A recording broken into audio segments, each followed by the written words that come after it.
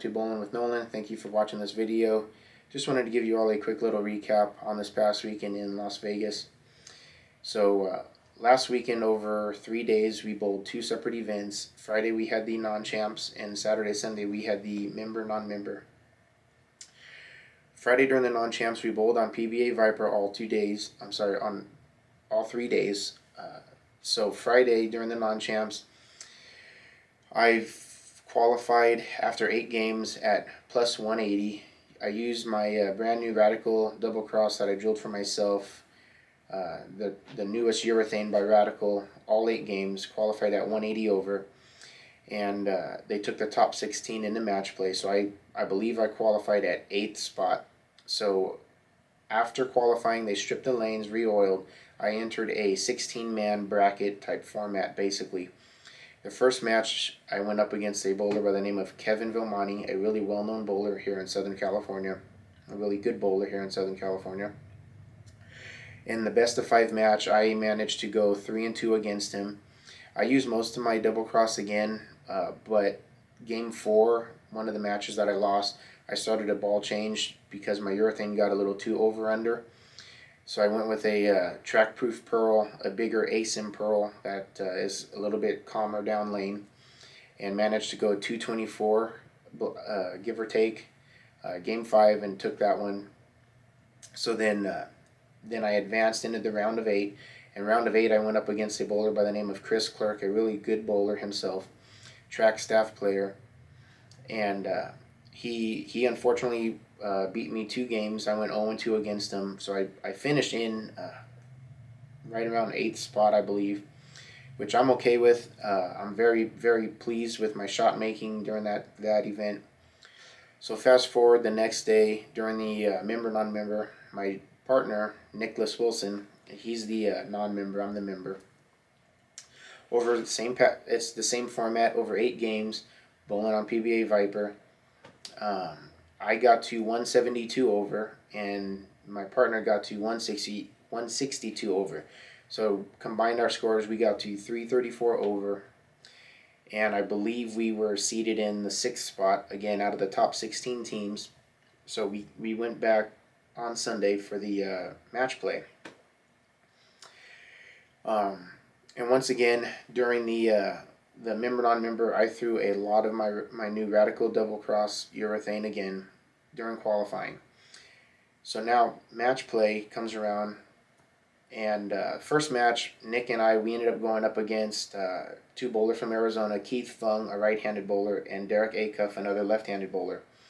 And they took the first 2 matches from us 0-2. Once when we found out that the second game we weren't going to win, my partner and I, Nick, we started to go through different pieces of equipment to see if maybe we got something better, a better look with something else for games 3, because at that point we pretty much have to win all the next 3 games to stay alive and move on. So Nick ended up going to a hammer raw that I drilled for himself personally. I drilled for him and going pretty much right up 2-3 board. I moved in right around 5-6 board, kind of going out to about 4 with a brand new Columbia 300 Eruption that I drilled for myself as well. And we ended up winning the next 3 matches. The third game we actually won by 1 pin, but it was enough, so we ended up winning games 4 and games 5, and we ended up moving on to the round of 8 against 2 other bowlers by the name of Anthony Thompson and Fero Williams. I'm sure many of you have heard of both of those names. That one, actually, game 1, we ended up tying. So it ended up going into a 1-ball roll-off, and we ended up getting past that 1-ball roll-off. And we took the second game. We won the second game as well. So we went 2-0 against Anthony and Fero in the round of 8.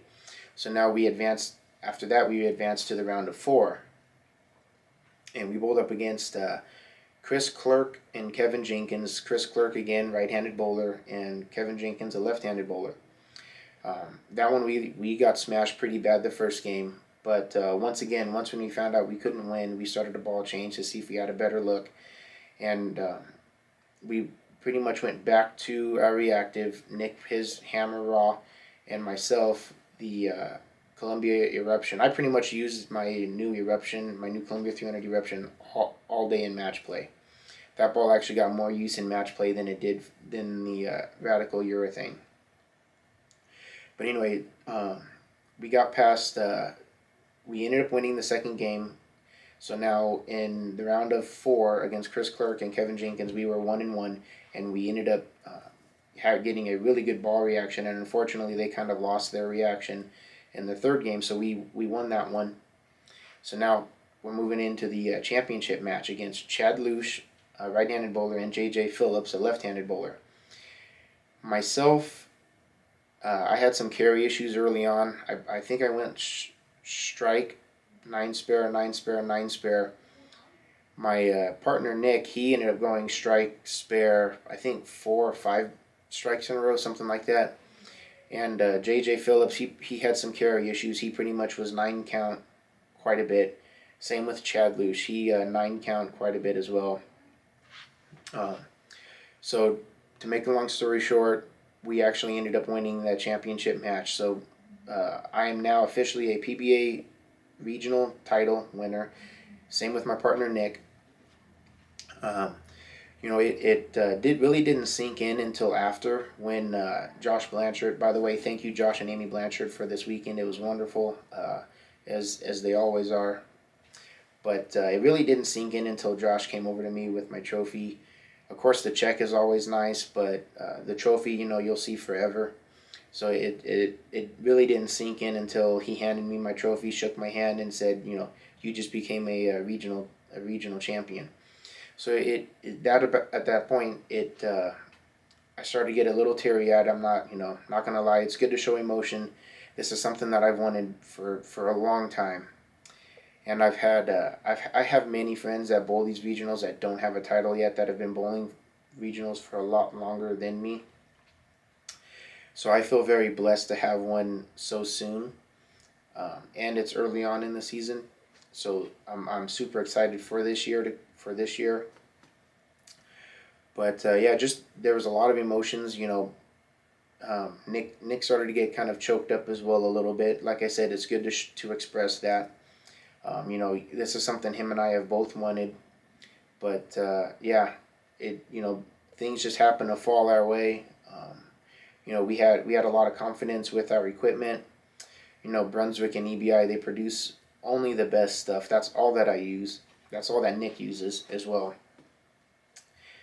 But it was just a lot of fun. I think one thing that really kept Nick and I in it was we never took it really serious, and I think that's a big issue of mine that I have personally. I just really need to remember to stay loose, have fun, stay in the moment, just enjoy it. You only live life once, so just enjoy the moment. Enjoy being there. My parents were there, my wife was there, so it was just really good to see us come away with the win. Like I said, my parents, my wife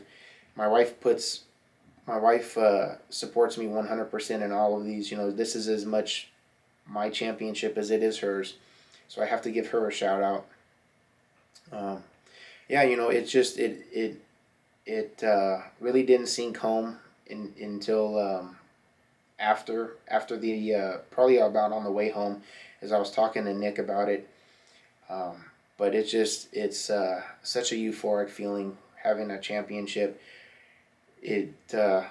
Honestly, there's really no better feeling than this. But anyway, that was a little recap of this past weekend. Again, thank you to Josh and Amy Blanchard for running these events. Thank you to my wife. I want to say thank you to Brunswick and EBI for producing the best stuff. It allows me to go out there and compete. I do want to give one more shout out. Thank you to Adam Ishman. Many of you may not know who Adam is. He's basically a representative of Brunswick for the West Coast. Him and I became, pretty good friends, in my opinion. But thank you to Adam for helping me out with all of my needs as far as bowling goes, and getting me lined up with all the necessary equipment. Thank you to another friend of mine, John English. He was there he wasn't there at the tournament, but he was texting and calling us pretty much the whole way through. Just making sure, again, we stay in the moment. We make our ball changes and our choices based on what's going on. And yeah, just a lot of thank yous. There's a lot more to go, but unfortunately I can't stay here that long and give a shout out to everybody that deserves one. Just thank you to everybody that did call, text, message us. It is greatly appreciated. The love and support all of you have shown. It's truly amazing. It's the reason why I keep pushing and keep going. Thank you all. Thank you everybody. I appreciate it all, and see you guys at the next one. Bye.